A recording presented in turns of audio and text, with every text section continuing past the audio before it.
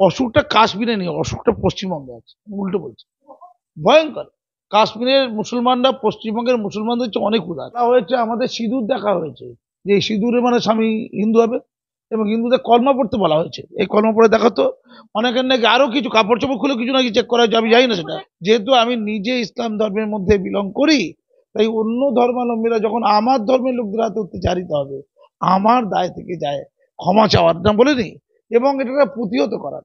শুধু ক্ষমা চাওয়ার নয়, এটাকে প্রতিহত করার। আমি দেখছি মুসলমানদের শিক্ষিত লোক, ডাক্তার, ইঞ্জিনিয়ার, অধ্যাপক, মাস্টার মশাই সবাই গাল দিচ্ছে আমাকে। কি খারাপ কথা, ক্ষমা চেয়েছেন কেন আপনি? কি আজব জাতের ভাই এরা, কারা নিজেদেরকে হামাস মনে করছে? হামাস নিজেদের মনে করছে হামাস হাততালি দিচ্ছিল তো। হামাস যখন ইসরায়েলে ওই রকেট হানা করেছিল, এরকম হাততালি দিচ্ছিল। আমি তখন ভয়ে ভয়ে কাঁদছিলাম। হায় রে, ইসরায়েল পুরো গাজাকে শেষ করে দেবে, গাজায় মানুষ আর বাস করতে পারবে, অসহায় নারী শিশুরা বাঁচবে, এটা আমি বলছিলাম ওই দিনেতেই। এরা হাততালি দিচ্ছিল। ওরা ব্রিগেড প্যারেড গ্রাউন্ডে ক্ষমা চাক, সোচ্চার হয়ে মৌলবাদের বিরুদ্ধে আওয়াজ করুক, দেখে নেবো করে কিনা। এদেরকে মুসলমান সমাজের মুখ দেখবেন না। এই বাইনারি কারা বন্ধ করুন, এই ন্যারেটিভটা ধ্বংস করে দিন। কাজী মাসুম আক্তাররাও রক্ত দিয়ে বেঁচে আছে, এই দেশ বাঁচার জন্য রক্ত দিয়েছে, এই সমাজকে বাঁচানোর জন্য রক্ত দিয়ে। কাশ্মীরে হামলা, কার্যত আমি বলছি কাশ্মীরে পর্যটকদের উপর হামলা। ইতিমধ্যেই যা উঠে আসছে যে হিন্দু কি মুসলিম তাদেরকে নাকি জিজ্ঞাসা করা হয়েছে, তাদেরকে নাকি কলমা পড়ার কথা বলা হয়েছে, যা রিপোর্ট, মিডিয়া রিপোর্ট যা উঠে আসছে। আমার সঙ্গে রয়েছেন পদ্মশ্রীপ্রাপ্ত শিক্ষাবিদ গাজী মাসুম আক্তার। তাকে শুধু একটাই কথা জিজ্ঞাসা করবো, আপনাকে কি এখন এই মুহূর্তে দাঁড়িয়ে সংখ্যালঘু বলতে লজ্জা হচ্ছে? দেখে যাচ্ছি আমরা, আমার শুধু নয়, 25 কোটি ভারতীয় মুসলমান তারা দেখে যাচ্ছে, আর ইসলাম দেখে যাচ্ছে। ইসলাম শান্তির কথা বলে, লোক বলছে না না না, শান্তি না, ইসলাম মানে অশান্তি। ঠিক উল্টো, ঠিক উল্টো। মুসলিম বলতে লজ্জা হচ্ছে নাকি? না, আমার তো লজ্জা হওয়ার কথা ছিল না, এই মানুষগুলো জন্য নিজে লজ্জা লাগছে, যে মানুষগুলো আমাদের প্রতিনিয়ত অসম্মানের মুখে ফেলছে। আমার একটা পরিষ্কার কথা, ঠিক হয়েছে না কি বলতো, এইটা ব্যাখ্যা খুব জরুরি। যারা করলো কেন করলো এটা জানা দরকার আছে। প্রথমত কে করালো এটা প্রশ্ন, আর যারা করলো কেন করলো, বা যারা করালো কেন করালো, এই তো কথা। আমি বলি পেছনে কারণটা আছে। দেখুন, একটা কথা আমি সবচেয়ে ভয়ঙ্কর অসুখটা বলছি, অসুখটা কাশ্মীরে নেই, অসুখটা পশ্চিমবঙ্গে আছে। উল্টো বলছি, ভয়ঙ্কর। কাশ্মীরের মুসলমানরা পশ্চিমবঙ্গের মুসলমানদের চেয়ে অনেক উদার, চ্যালেঞ্জ এটা। আমি দায়িত্ব বলছি, আমি দায়িত্ব নিয়ে বলছি, পশ্চিমবঙ্গের মুসলমানদের একটা অংশ যতটা মৌলবাদী, যতটা ধর্মান্ধ, কাশ্মীরের মুসলমান অতটা না। পরিষ্কার করে বলছি, কাশ্মীরের মুসলমানরা পরিস্থিতির শিকার, এটা সত্য, ভয়ঙ্কর পরিস্থিতির শিকার। ওটা হলো কেন? এটা হলো এর পেছনে একটা কারণ আছে। কারণটা হচ্ছে 370 ধারা বিলোপ সাধনের পর কাশ্মীরের যে ডেমোগ্রাফি, সেই ডেমোগ্রাফির পরিবর্তন হচ্ছিল। এটা যে গোকুলে বাড়ছে, পরিবর্তনের ফলে মানুষের একটা অংশের মানুষের, বা সন্ত্রাসীদের বা জঙ্গিদের বলতে পারো, শ্রীবৃদ্ধি, এটা অনেকে বুঝে উঠতে পারেনি। ডেমোগ্রাফি পরিবর্তনের ফলে 82,000-এর মতো অমুসলমান পরিবার কাশ্মীরে ঢুকেছে বলে তার ধারণা আছে। 82,000-এর মতো তারা টুরিস্ট হয়ে এসছে। তো একটা অংশের মধ্যে বা জঙ্গিদের মধ্যে, বা জঙ্গি মানসিকতা যাদের মধ্যে আছে, যারা মুসলমান মুসলমান করতে চায়, যারা এই যারা কাশ্মীরকে কাশ্মীরকে পাকিস্তান পাকিস্তান করে রাখতে চায়, তাদের ভয় হলো কাশ্মীরে যদি অমুসলমান প্রচুর ঢুকিয়ে গিয়ে মুসলমানদের পার্সেন্টেজের পরিবর্তন করিয়ে দেয়, কমিয়ে দেয়, তাহলে তাদের আধিপত্য বিলুপ্ত হবে। এই ভয়টাকে কাজে লাগিয়েছে এই ঘটনাটি, পরিষ্কার কথা। কারণ আমি যতটুকু জানতে পারছি এদের ছিল কারা, আমি গতকালকে থেকে বলছি, গতকালকে থেকে টিভিতে বলেছি রাত থেকে, এবং গতকাল আমি পোস্ট করেছি, একটা ক্ষমা চেয়েছি এই 28টা পরিবারের কাছে। 28টা পরিবার যারা মারা গেছে তাদের পরিবারের কাছে। আপনি কেন ক্ষমা চান? আমি ক্ষমা চেয়েছি, আমি দেশের একজন ব্যক্তি, আমাকে ভারত সরকার শিক্ষা সাহিত্যে পদ্মশ্রী দিয়েছে, ভারতবর্ষের মানুষের পক্ষ থেকে, 140 কোটি ভারতীয়দের পক্ষ থেকে এটা ভারতের অন্যতম সর্বোচ্চ নাগরিক সম্মান। আমাকে পশ্চিমবঙ্গ সরকারও শিক্ষারত্ন দিয়েছে, শিক্ষারত্ন। আমাকে অনেকে মানে, সম্মান দেয়। আমার দায় আছে জাতি, ধর্ম, বর্ণ তার ঊর্ধ্বে উঠে যারা অত্যাচারিত হচ্ছে, যারা ক্ষতিগ্রস্ত হচ্ছে, তাদের প্রতি দায় আছে। যেহেতু আমি একটা ধর্মের মধ্যে বিলং করি, যেহেতু আমি নিজে ইসলাম ধর্মের মধ্যে বিলং করি, তাই অন্য ধর্মাবলম্বীরা যখন আমার ধর্মের লোকদের হাতে অত্যাচারিত হবে, আমার দায় থেকে যায় ক্ষমা চাওয়ার, না বলিনি, এবং এটাকে প্রতিহত করার। শুধু ক্ষমা চাওয়ার নয়, এটাকে প্রতিহত করার না, দায়। আমি বলছি, আমি দেখতে পাচ্ছিলাম কার্যত, আমি আপনাদেরকে বলেই দিচ্ছি যে এবিপি একটা পোস্ট করেছে, সেখানে হাসির রিয়াক্ট দেখতে পাচ্ছি। সব নামগুলো সব একদম সংখ্যালঘু সম্প্রদায়ের লোকেরা সেখানে হাসির রিয়াক্ট দিচ্ছে যখন এই খুনের ঘটনা। এইটাই বলতে চাইছি আমি, এইটা ধরতে চাইছি।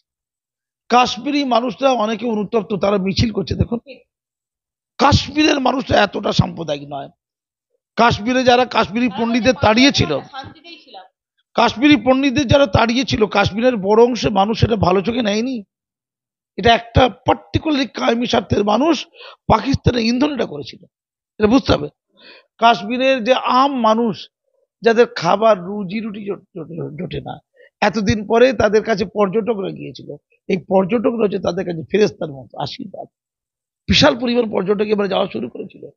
আবার বিষ বওয়া জলে পড়ে গেল ওরা, আবার অশান্তির মধ্যে পড়ে গেল ওরা, সুখে ঘুমাতে পারেনি বোমার আওয়াজ আর গুলির আওয়াজে। এই কিছুদিন সুখে ঘুমানো শুরু করেছিল।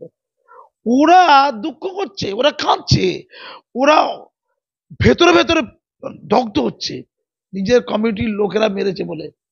আর আমার পশ্চিমবঙ্গে আমি দেখতে পাচ্ছি, আমি সোশ্যাল মিডিয়া গতকালকে আমি বলেছিলাম গুলিয়ে দেবেন না, এই মর্মে একটা আর্টিকেল লিখেছিলাম, লিখে পোস্ট করেছিলাম, চিঠি ছেড়েছিলাম একটা। আমি সেখানে দেখলাম, আমি বলেছিলাম শেষ পর্যন্ত বলেছিলাম যে 28 জন মারা গেছে, তারা তাদের কাছে ক্ষমা চাইছে, তাদের পরিবারের কাছে, মুসলমান হিসেবে আমি। আর আমি গোটা ভারতবর্ষের সংখ্যা গুরুদের কাছে ক্ষমা চাইছি তাদের আবেগে লাগার জন্য।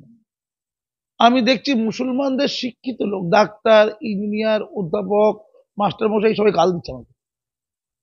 কি খারাপ কথা, ক্ষমা চাইছেন কেন আপনি? কি আছে জাতির ভাই, এরা কারা? আমি পশ্চিমবঙ্গের গোয়েন্দা বিভাগকে বলছি, মোবাইলটা আমি দেখাচ্ছি, দেখুন তো এই লোকগুলো কারা। সত্যি তো, আমি তো এবিপির কমেন্টে দেখলাম সব হাসি রিয়াক্ট দিচ্ছে, হা হা হি হি দিচ্ছে। মানে আমি সব সব সংখ্যালঘু, সব মুসলিম। আমি একটা পরিষ্কার কথা বলি, ওরা কি বলছে জানেন, খুব ঠান্ডা মাথায় বুঝতে হবে। কি হচ্ছে, এটা কোনো হিন্দু মুসলিম ব্যাপার না, এটা এমনি মেরেছে, সবাই মরেছে, মুসলমানও তো মরেছে। হ্যাঁ, মুসলমান মরেছে। ওই মুসলমানটা কে যে মরেছে জানতে হবে। ওই মুসলমানটা ঘোড়া সহিস ছিল, ও লোকেকে ঘোড়ায় ঘোরাতেন।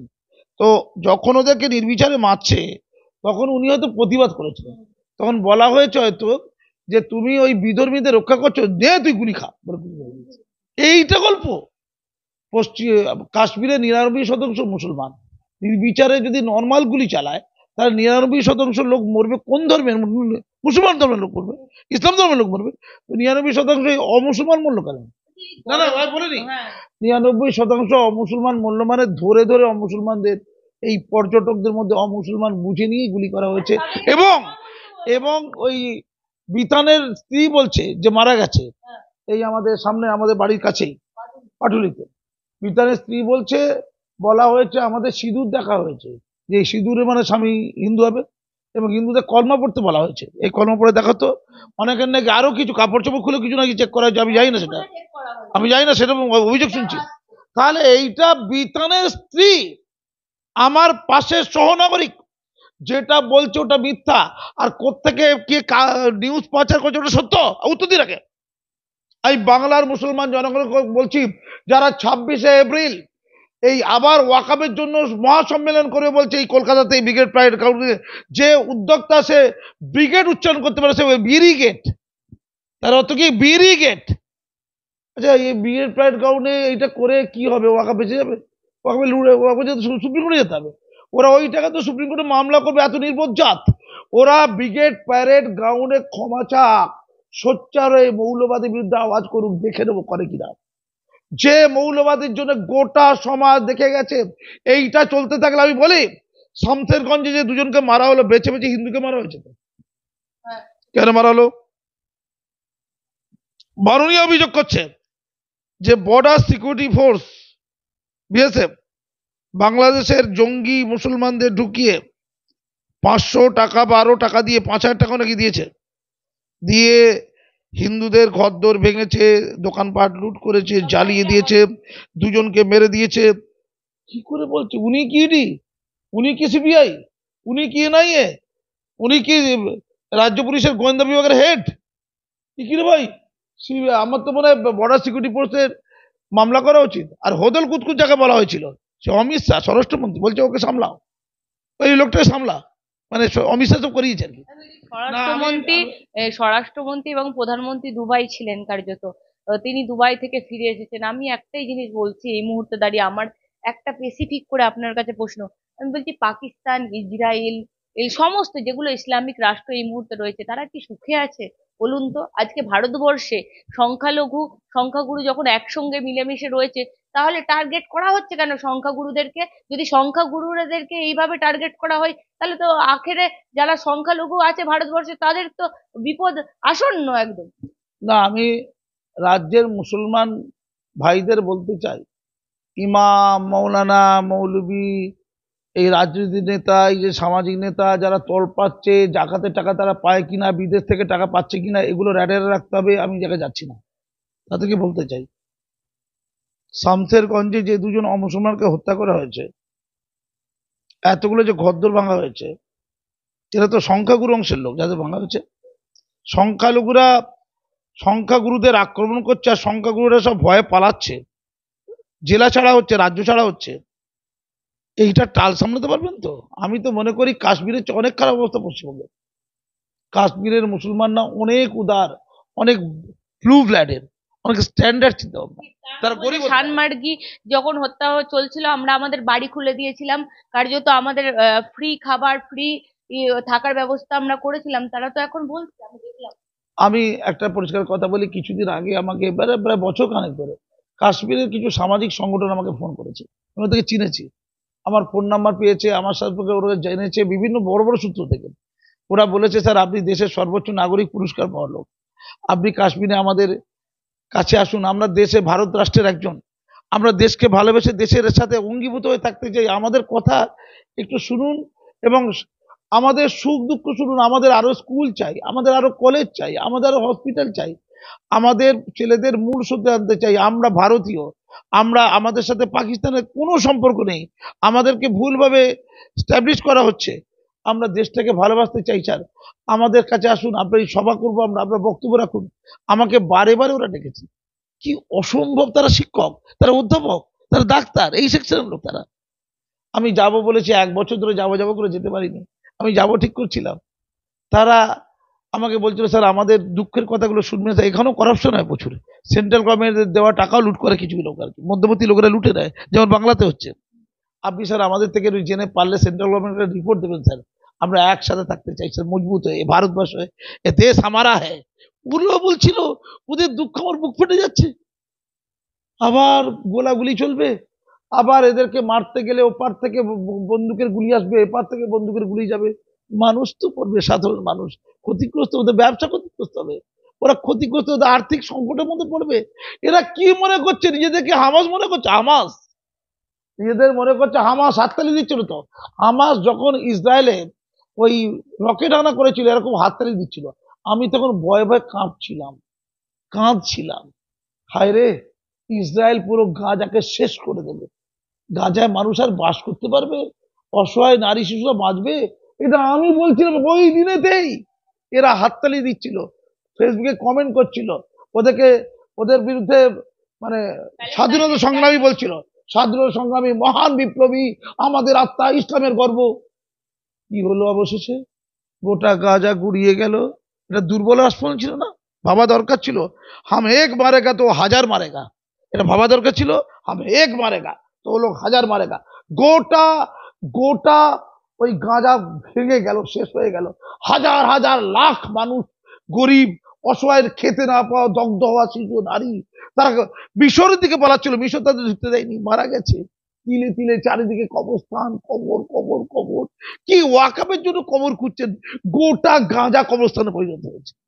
এই তো মুসলমানদের মধ্যে, এদেরকে যারা নেতা বানায়, আমি পরিষ্কার করে বলছি, পশ্চিমবঙ্গে যারা বলেছিল যে ভাগীরথীর জলে ভাসিয়ে দেবো, যারা বলেছে, যে পীরজাদা বলেছে, যে পীরজাদা বলেছে যে তোমরা যুবকরা, মুসলমান যুবকরা ঐক্যবদ্ধ হও, যুদ্ধ করতে যাবো হিন্দুদের বিরুদ্ধে। যারা বলেছে এই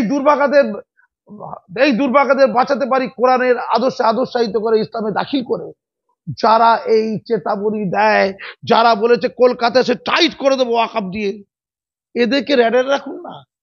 এদের দ্বারা অনুপ্রাণিত হয়নি তো? ওই পাকিস্তানের দুজন ছেলে আর কাশ্মীরের দুজন ছেলে যারা ঘটনা ঘটিয়েছে, ওরাও তো বয়সে তরুণ। আর শামসেরগঞ্জের ওই যে 2,500 জন এখন জেলে আছে পাথর ছোড়া লোক, ওরা বয়সে 20 থেকে 21। ওদেরকে একটু জেরা করে দেখুন তো কোন মাথাগুলো পশ্চিমবঙ্গে ঘটনা ঘটিয়েছে। তাদের মতো লোকেদের জন্য কাশ্মীরে ওই লোকরা পয়দা হয়নি তো, যারা 28 জনকে মারলো। তাই এই নাটের গুরুদেরকে লক্ষ্য করা দরকার আছে। এই নাটের গুরুদের খুঁজুন, আর প্লিজ এদেরকে মুসলমান সমাজের মুখ দেখবেন না। এই বায়োনারি কারা বন্ধ করুন, এই ন্যারেটিভটা ধ্বংস করে দিন। কাজী মাসুম আক্তাররাও রক্ত দিয়ে বেঁচে আছে, এই দেশ বাঁচার জন্য রক্ত দিয়েছে, এই সমাজকে বাঁচানোর জন্য রক্ত দিয়েছে, ভালোবেসেছে, গলায় রক্ত তুলেছে, পাপের বিরুদ্ধে প্রতিবাদ করেছে আজীবন। তাদেরকে মুসলমান হিসেবে দেখুন। ধন্যবাদ।